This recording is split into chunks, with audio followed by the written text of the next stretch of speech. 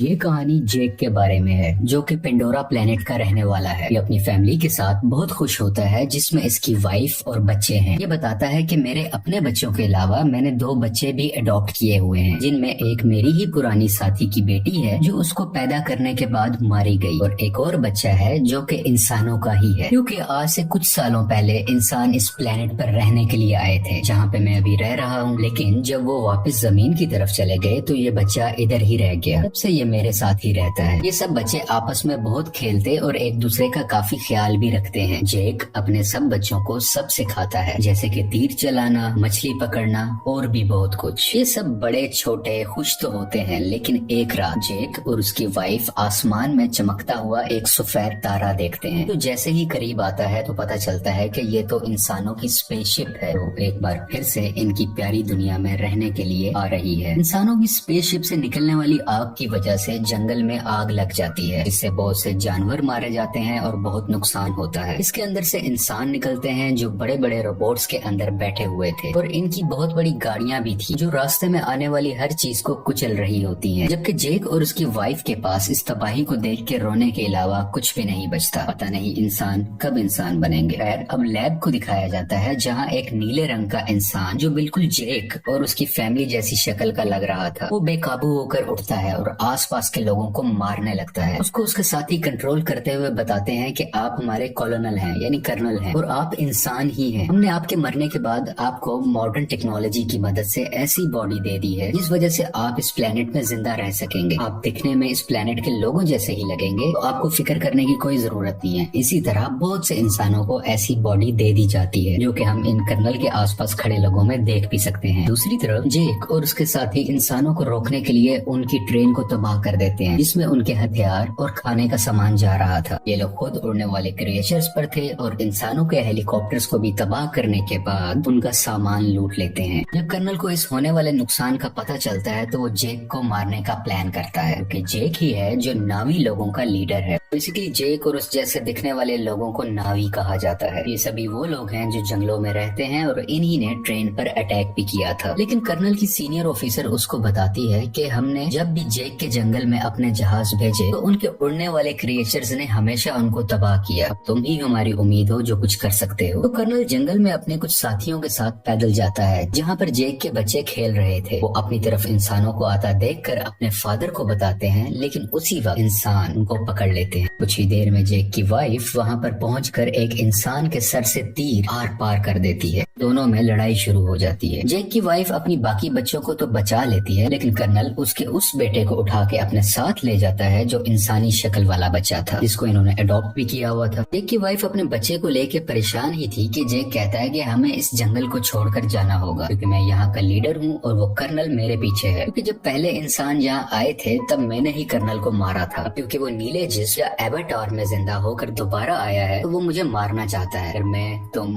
और हमारी मुकम्मल फैमिली यहाँ से चली गई तो हम अपने कबीले के बाकी लोगों की जान बचा सकेंगे, क्योंकि हमारा पकड़े जाने वाला बच्चा जल्द ही हमारी लोकेशन बता देगा कि हम कहाँ रहते हैं और इंसान यहाँ तक पहुँच जाएंगे। जेक की वाइफ जाना तो नहीं चाहती लेकिन आखिरकार मान जाती है। जबकि दूसरी तरफ इंसान जेक के बच्चे पर जुल्म कर कर उसके घर का पता पूछ रहे होते हैं, लेकिन वो हिम्मत करता है और कुछ भी नहीं बोलता। तभी कर्नल आकर उनको रोकते हैं और कहते हैं कि ये इंसान है तो इसे हम इंसानों की तरह बात करेंगे। ये उसकी तरफ दोस्ती का हाथ बढ़ाकर बताता है कि मैं तुम्हारा असली फादर हूँ, और आखिरी बार जब मैं दुनिया में आया था तो मैं जानबूझकर तुम्हें यहाँ छोड़ के गया था, क्योंकि मैं साथ तुम्हें लेकर नहीं जाना चाहता था। लेकिन अब मुझे एहसास है और मैं तुम्हें अपने साथ वापस लेकर जाऊंगा। जिस पर वो मासूम बच्चा मान जाता है कि ठीक है, मैं आपको जगह दिखा दूंगा। जबकि दूसरी तरफ जेक और उसकी फैमिली अपनी कबीले को छोड़कर अपने उड़ने वाले क्रिएचर्स पर बैठ के यहाँ से बहुत दूर चले जाते हैं कि कम से कम कहीं रहने को नया ठिकाना मिले और वो वहाँ पे रह सके।